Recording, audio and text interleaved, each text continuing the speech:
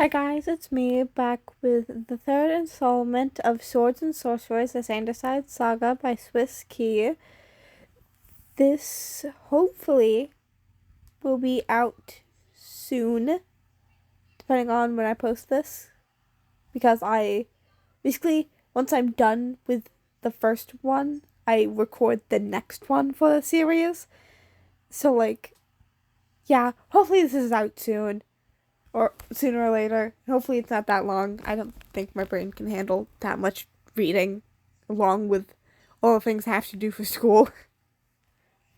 Anyways, I hope you guys enjoyed this chapter. So let's get into it. Chapter 3, Taverns and Transformations. Summary. Logan, Patton, and Virgil arrive at Roman's room, where he reveals the surprise he has in store for them. The sharp tapping shook Roman out of his reminiscing as his head snapped towards the door. "Just a moment," he called out, standing up from his comfortable chair as he tied his robe closer around his pajamas. Roman closed his eyes for a moment, visualizing his room in the way he wished to rearrange it to accommodate the other sides for the evening.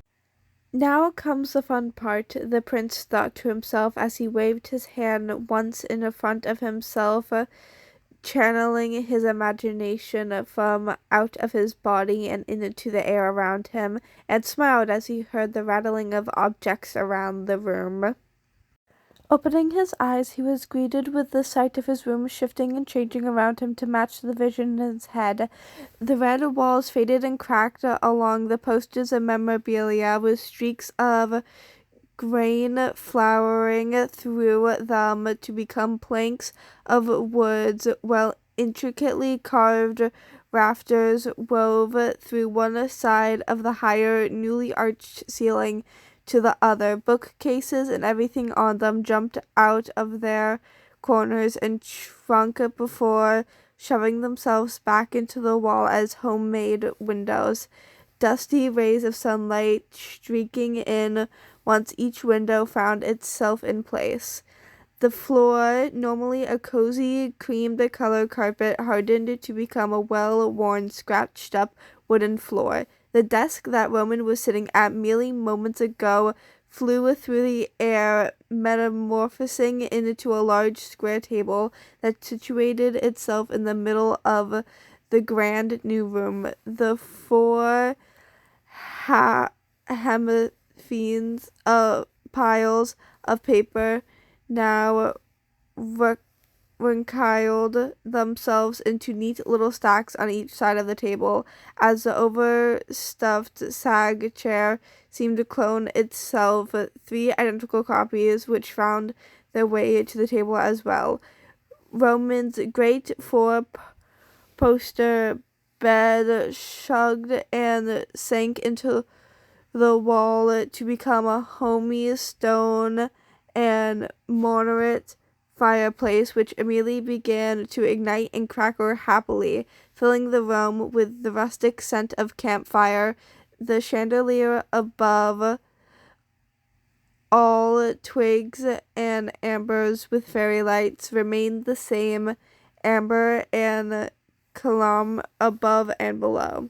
Even after all these years, and even with the knowledge that he was the bulk of Thomas's imagination, Roman couldn't help but look around himself in awestruck wonder, as only his imagination and will changed the world around him. He moved between the well-constructed chaos of picking up books and setting them up in a neat pile, humming a spoonful of sugar as he wove his way towards the door, which was now a faded gray-brown wood worn with iron. The prince's hand reached for the doorknob, cold black iron in his grasp, and turned it with a little creak. A puff of dust issued from the corner as he pulled open the heavy door just a few inches so he could see the 3 other sides gathered in the hall. The three of them looked ready for a sleepover. Patton was smiling brightly, dressed in his cat onesie with his shoulders wrapped in his cat hoodie, carrying a plate of cookies in one hand and a big thermos in the other with 4 paper cups. Logan, in his baby blue unicorn onesie, ridged with his signature necktie, hugged 2 snack bags, pretzels and potato chips in one arm, while his other hand came up to adjust his glasses. Virgil carried a little canvas bag at his sides, 2 bottles of soda peeking out as he shifted from one foot to another, wearing his Nightmare Before Christmas t-shirt and purple and black plaid pajama pants. Roman looked at the 3 of them, a wide smile on his face as he explained, "I'm delighted you all could make it." Logan furrowed his brow as he replied, "Well, we all live in the same house, Roman, and you cornered each of us." The smile on the prince's face cracked for a second, with a hound dog expression breaking through. Yes, it worked, didn't it?" "It sure did!" Patton's voice rang, standing on his tippy toes to try and see past Roman into his room. "Now, you mentioned a little something about a surprise." The usual bravo of the fanciful side's voice returned as he answered, "Indeed, kind sir, I think I have come up with a truly fun activity that is going to knock your socks off." Logan looked down at his feet for a moment, shaking his head before looking back up. "How would I know? My feet are completely enclosed in my current garment." "No," Virgil cringed. "Too literal, still." Undeterred, Patton bounced excitedly. "Come on, don't leave us hanging, Roman." "Very well," Roman exclaimed before holding his hand out to them in a grand gesture. "Are the 3 of you ready for an adventure of boundless imagination and creativity, of interesting and cunning, and even, dare I say, a little magic?" "Yes!" Patton screamed instantly. Both Logan and Virgil jumped in shock. Adjusting his necktie, blushing from his outburst of emotions at Patton's subtle exuberance, Logan replied, "I suppose a bit of imagination and sense of wonder are healthy to maintain a mental altitude, so I'm ready to take part." "Yeah, sure," Virgil responded, shrugging. "Well then," Roman continued as his other hand laid flush against the other side of his door, "come on in." With a push, Roman's door creaked open and the prince stood to the side, allowing the 3 other sides to see within. Roman's room had been completely transformed into the inside of a fantasy town's tavern. The walls, floor, and ceiling were all creaking wood planks that had faded with age and that were worn through like the door in hammered iron. Homemade and hand-refurbished chairs and tables were placed all around the open floor, with empty stools sitting in front of the bar off to their right.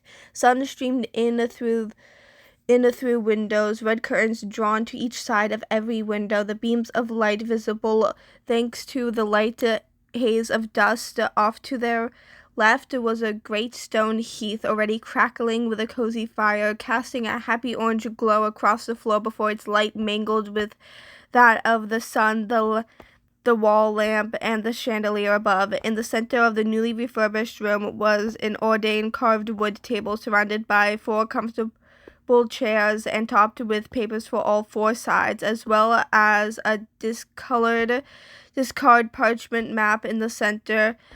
All in all, the room itself was spectacular and seemed to be plucked out of any fantasy story that could have been buzzing through Roman's mind. Roman walked ahead of them, his slippered feet sliding on the wooden floor before he turned around to regard them again, a smile on his face. "So, am I good or am I good?" Patton squeaked in delight. "Oh my goodness!"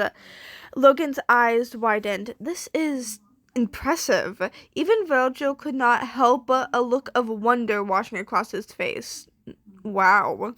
The other 3 sides filled into the room, their faces awestruck as they inspected their new surroundings. Patton bounded around after placing his cookies and hot chocolate thermos on an empty table, heading to a window to see just how far Roman's imagination went. He was delighted to see a dirt road outside that wandered off into a green countryside beneath a blue sky brightened by a brilliant sun. If he did not know any better, he would have sworn it was the same background from the coloring of his Roman had taken. Virgil's path took him to the fireplace, where he held his hand close to the flames, a look of surprise on his face as he felt actual warmth and burning from it. His eyes then flickered up to the mantel where candles were lit in a simple little collaboration, a trickle of wax sliding down the side of a half-melted wax taper. Logan put down his bag of snacks and walked around like the others, sweeping his finger over the top of the chairs' backs and grimacing as he saw a fine layer of dust on the pads of his fingers. He rubbed his fingers together before making his way over to the decorated center table to look at the papers piled up on it. Taking a step or two past Roman, Logan nodded to himself. "Roman, this is a wonder. The level of detail your imagination can create, really, truly, well done." Roman closed his eyes for a moment, basking in the praise before answering. "I know, but it does warm my heart to hear it out loud." Virgil turned it towards the two as well, his usually somber soak and obvious mask giving the excitement in his eyes. "I can't believe I'm the one to say this, but I kind of feel under duress." The anxious side's eyes widened a bit at the thought of the sentence coming out of his mouth. It was apparent the aura of the room was already beginning to settle a bit. "I couldn't agree more," Roman announced, while pointing at Virgil dramatically before he snapped his fingers to show off once again. Boom! Virgil looked down, his body suddenly feeling a fair bit heavier, to realize that the t-shirt and pajama pants he had been wearing have been replaced by finer on par with Prince Roman. He wore a deep purple violet double with silk and lilies embroidered into the fabric over a fitted black linen shirt trimmed with silver. A modest black and silver belt was wrapped around his waist, and his legs were tucked by black and purple lined legs ending in mid-calf length black leather boots. In all, Virgil now looked in many ways the regal villain to Roman's hero. Anxiety looked up, his eyes now wide with surprise. "You changed my clothes?" "Well, you did say you were feeling under duress," Roman pointed out, inwardly proud, but trying to keep his pride from bubbling up too far to the surface. "It was an observation," Virgil argued. "Well, you look better like this," Roman dismissed. "Besides, I don't hear the others complaining." "I don't know what you..." Logan started before he looked down at himself. Oh. Logan's unicorn onesie had disappeared in favor of his new noble appearance. While simpler than Roman's usual outfit and Virgil's current one, Logan wore a simple black tunic trimmed with blue and bronze from his chest down to his lower thigh, belted with black and bronze at his waist, with a blue embroidered embellishment on his chest that displayed a unicorn with an eagle sitting on its horn. He also wore blue pants that ended very similarly to Virgil's in high black boots. Patton, near the window, no longer wore his cat onesie, but was instead clothed from head to toe in an outfit similar to the others, a long gray vest in a shade similar to his cardigan, and reaching down to his knees, hung over a teal blue shirt. The vest almost appeared to have teal and tan polka dots, but upon a closer inspection, the pattern was of tan dogs chasing gray cats chasing teal balls of yarn. Below his brown and gold belt were tan pants with a teal strip going down each side that came down to the gold clasped brown boots. Patton squeaked indignantly before looking up at Roman, his face colored with distress. "Where's my cat onesie?" "It's safe." The prince held up his hands in a comforting stance. "It's back in your room, safe and sound." "Oh, thank goodness!" Patton exclaimed, his hands on his heaving chest to calm his pounding heart. Logan shifted from foot to foot, his face puzzled as if he were testing something for a moment before he looked at Roman. "These are actually far more comfortable than I thought." "Well, though I enjoy the finer things, why should one have to sacrifice comfort as well?" The prince nodded before looking back to Virgil. "See, it's just to get into the feel of it all. The clothes, the atmosphere, it's all to get into the spirit of the occasion. The surprise I have planned." "You mean all this?" Logan adjusted to their outfits and their surroundings as he regarded Roman. "Wasn't the surprise this?" Roman mused, interpreting Logan's gesture as he walked over towards one of the other fine stuffed chairs, his fingers moving over the brown leather. "Oh, no. This, my friends, is merely setting a dress for the main event." Speaking of dressing, the prince snapped his fingers again, and his own pajamas disappeared to be replaced by his usual regular attire. A bright scarlet sash was draped across a white shirt trimmed with gold cords and illubiums that came down to a thin black belt at his waist and flowered further down to his knees. Fitted almost tight black pants came down to the perfect polished knee-high black boots. He turned regarding the other three, looking at them through a swoop of purple bangs. Virgil looked up. "The main event?" The fanciful side smiled, the flair for his dramatics now appearing with every word falling from his lips. "Oh, yes. You see, I gathered you all here for a singular purpose. I promise you an intriguing and imagination, course and creativity, magic, and muffins," Patton added and smiled blankly. "What? No!" Roman tried, annoyed at being interrupted. "Sorry, muffinosis? See, 2 syllables, then 5, just like you did."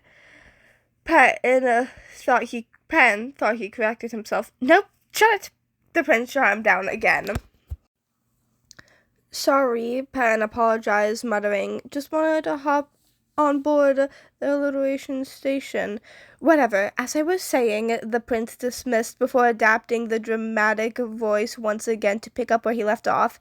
"I have decided this night to introduce you to a game of wits and guile where the only limit is that of your resourcefulness and integrity, your willpower and creativity on your own, and contorts with others will be sorely tested in the greatest Scrabble?"